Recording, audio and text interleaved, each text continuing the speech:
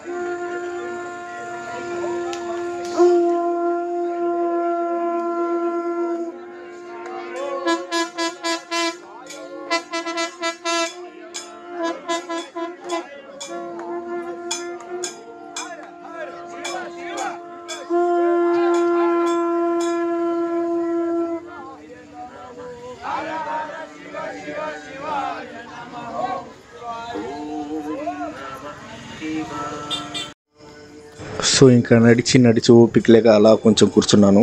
But కూర్చోకుండా వెళ్ళడమే correct. ఎందుకంటే అలా కూర్చొని లేస్తే దానివల్ల ఇంకా ఎక్కువ కాళ్ళ నొప్పులు వస్తాయి. బట్ ఇదంతా తార్ రోడ్డు కాబట్టి కింద అరికాళ్ళంతా కూర్చుకొని మంటలు పుడుతున్నాయి. కాళ్ళ నొప్పులు లేవు కానీ అరికాళ్ళలో మంటలు వస్తున్నాయి కదా, దానివల్ల నడవలేకపోతున్నాం. బట్ ఎలాగోలాగా వెళ్ళిపోవాల్సిందే. సో ఇక్కడ అందరూ కాయిన్స్ నిలబెడుతున్నారు. హైదరాబాద్ పెద్దమ్మ తల్లి టెంపుల్లో ఇలానే కాయిన్స్ నిలబెడితే కోరుకుంది జరుగుతుందని నమ్మకం. సో అలానే ఇక్కడ కూడా అందరూ మొక్కొని అలా కాయిన్స్ నిలబెడుతున్నారు. సో మనలకు కూడా చూద్దామని చెప్పి అలా నిలబెట్టా. కరెక్ట్గా నిలబడింది. బట్ కాకపోతే ఇక్కడ గుంతల్లాగా ఉన్నాయి కాబట్టి నిలబడింది. అక్కడ టెంపుల్ అయితే స్ట్రైట్గా మొత్తం బండలా ఉంటుంది, దాని మీద నిలబెట్టాలి. కరెక్ట్ అమ్మవారు ఎదురు కూర్చున్నాము. సో దారిలో ఇలాంటి టెంపుల్స్ చాలా ఉన్నాయి. సో ఈ టెంపుల్స్ అన్నీ దర్శనం చేసుకుంటా, లింగాలన్నీ దర్శనం చేసుకుంటా వెళ్ళాలి. బట్ నైట్ టైం కాబట్టి టెంపుల్స్ ఏవి ఓపెన్ లేవు. బయట నుండి చూసి దర్శనం చేసుకుని వెళ్ళిపోవడమే. కొన్ని టెంపుల్స్ మాత్రం ఓపెన్ ఉన్నాయి. లింగాలు మాత్రం ఏవి ఓపెన్ లేవు. సో ఎవరైనా లింగాలు దర్శించుకోవాలనుకుంటే మార్నింగే స్టార్ట్ అవ్వండి. నైట్ టైము ఏ లింగం దగ్గర కూడా ఓపెన్ ఉండదు. సో అలా నడుచుకుంటూ వెళ్ళిపోతున్నాం. వీకెండ్ కాబట్టి క్రౌడ్ కూడా ఉన్నారు. సో నైరుతి లింగం దగ్గరకు వచ్చాం. ఈ లింగం వచ్చేసి కొంచెం లోపలికి వెళ్ళాలి, ఆ లోపల ఉంటుంది.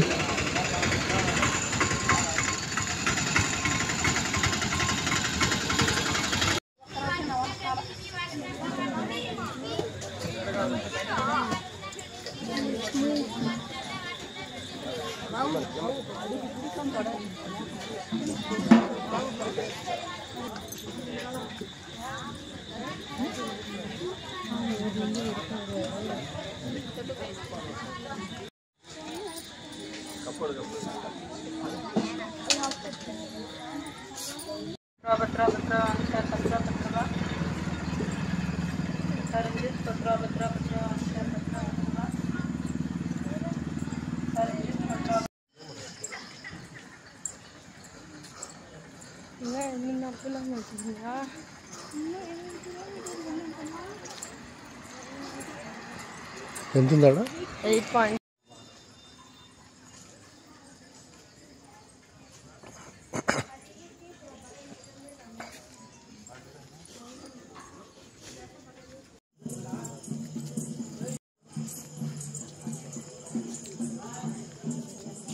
ఇంకా రెండేరా ఉన్నాయి.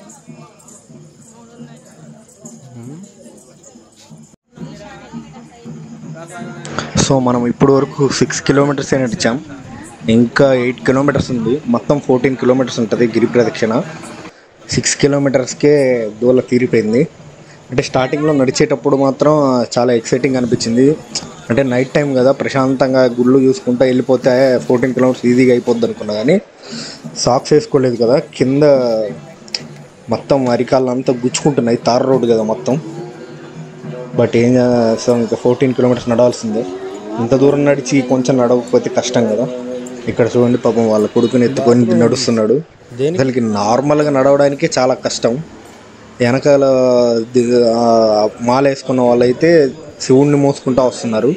బట్ వాళ్ళ వెనకాల శివుణ్ణి మోసుకుంటా వస్తున్నారు కదా, వీళ్ళ వెనకాల వెళ్ళిపోతుంటే అంతగా ఏం అనిపించదు, భక్తిలో వెళ్ళిపోతాం.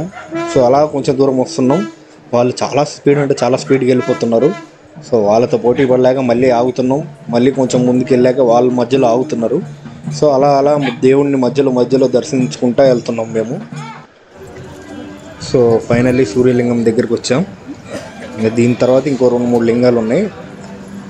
అవన్నీ అయిపోయాక ఇంకా డైరెక్ట్ దేవుడి దగ్గరికి. ఇక్కడ మళ్ళీ కాయిన్స్ నిలబెడుతున్నారు.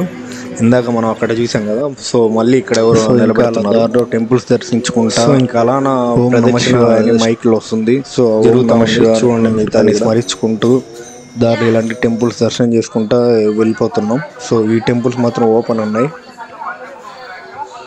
సో ఇంకా వెళ్ళిపోదాం చిన్నగా.